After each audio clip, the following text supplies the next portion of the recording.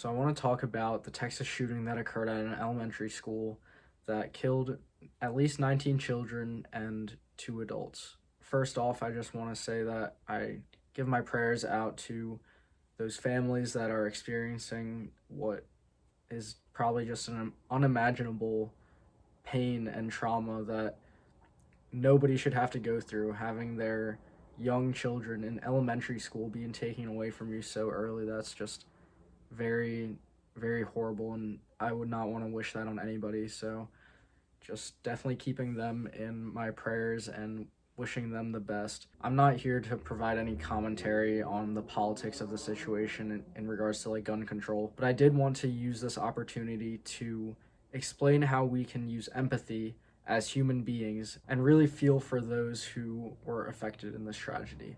Empathy is described as the ability to understand or share the feelings of another. In the words of Adam Smith, this capacity to understand what others are going through and put ourselves in their shoes is what makes us as humans moral beings. He argues that empathy has been a main driver in human progress throughout the years, and that is essential in humanness. A lack of empathy is what makes crime and warfare possible in our lives, and it's demonstrated through the shooting. Like, nobody in their right mind that has the capacity to feel how others feel would walk into an elementary school full of innocent kids with a gun and proceed to open fire. That just shows a lack of empathy that is really sad to see, honestly. And with a lack of empathy comes a lack of humanness, because these types of people aren't able to imagine what maybe the mothers or the fathers or the brothers or the sisters of these children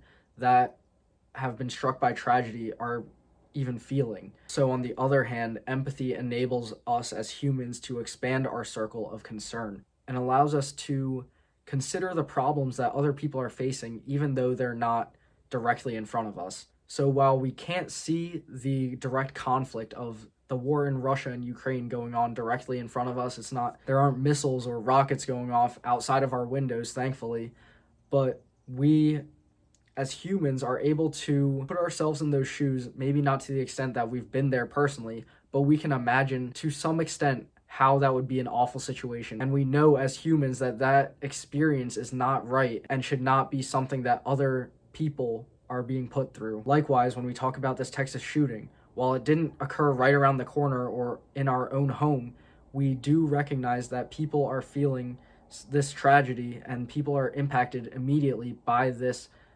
awful situation. And since we have that capacity to feel that emotion, that makes us human, and it allows us to be concerned for these people even though we don't know them personally. Another key example of this is the baby in the well, which occurred in 1986.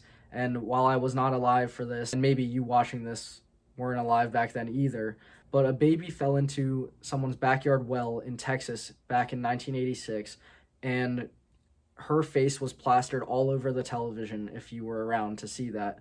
Everybody knew the name Baby Jessica, and everybody felt some sort of attachment to this person because their name and face was put right in front of them on the television screen, which made them connect to them more directly and invoked more of an empathic response due to the fact that you can see a face, you know a name, so it brings more human characteristics out rather than just hearing a name and a statistic and just reading that on a newspaper. It's a little bit different when you can see a person in front of your screen and hear a name and connect these two things together and form the idea that, hey, this is a real person and I care about helping this person out. That's this baby that's stuck in a well.